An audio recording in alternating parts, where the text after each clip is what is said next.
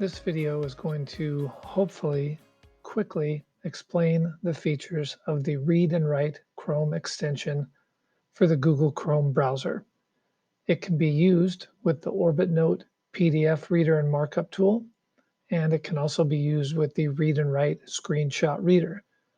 You know if you've got these extensions because you will see the Read and Write icon, the OrbitNote icon, and the Screenshot Reader icon.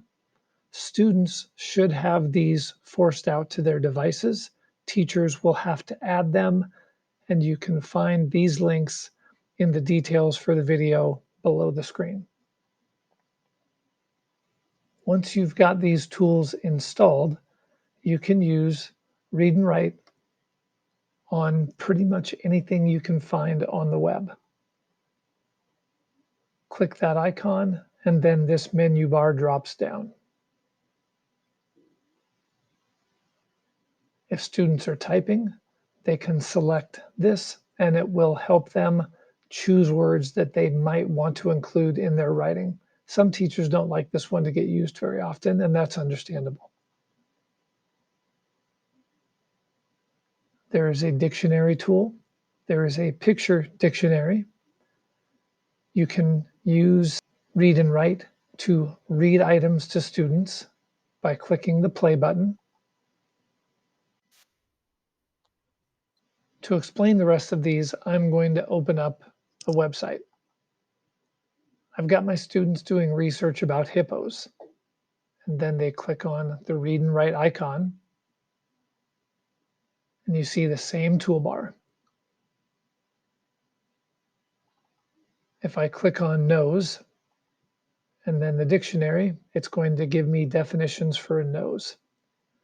I can also click on the picture dictionary, and it gives me picture definitions of a nose. Maybe I don't know what a rival is, and I want to do a web search about that. For kids, sometimes opening a new tab and putting in correct search terms can really slow them down. So if I select rivals and then web search, it's going to open a new tab and search that for them. You also have a screen masker, which can reduce distractions for kids as they're trying to read, and you can go into the settings and change how big this is, the darkness behind it, and more. To make it go away, you just click on that. If students want to have something translated, they can select up to 2 words and then click the translate button.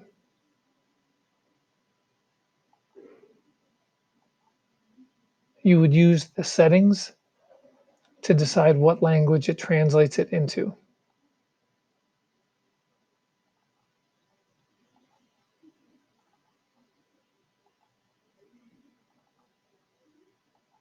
This is how you use the highlighter tool.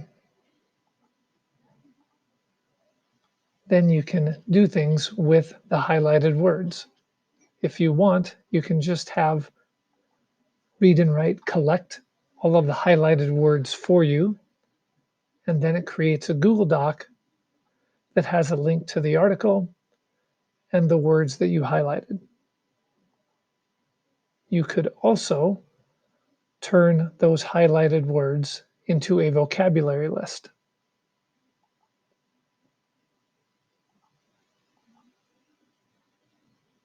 And it will do the same thing where it creates a Google Doc, but this one has much more information.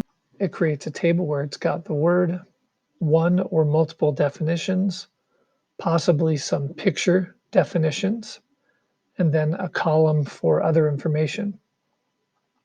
You could change this to whatever you want and add more columns if you'd like.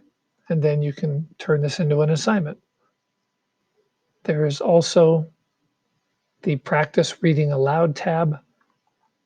You would click on that, and it opens up the text in a new pane. And then students would start recording, read, and they could listen to themselves and hear how they're reading. There is also the Simplify Page tool. Sometimes this can be distracting. So you can have students select Simplify Page.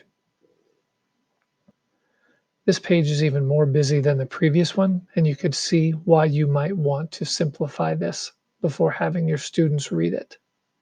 So the previous page, this one, has been simplified. Some other things that you can do with it for students that might struggle with dyslexia or just distractions, you can change the color of the text and the page. You can change the font, and you can change the line spacing. You can see that this page, that again had been very busy, has now been simplified. All the information is still there, much easier for kids to read.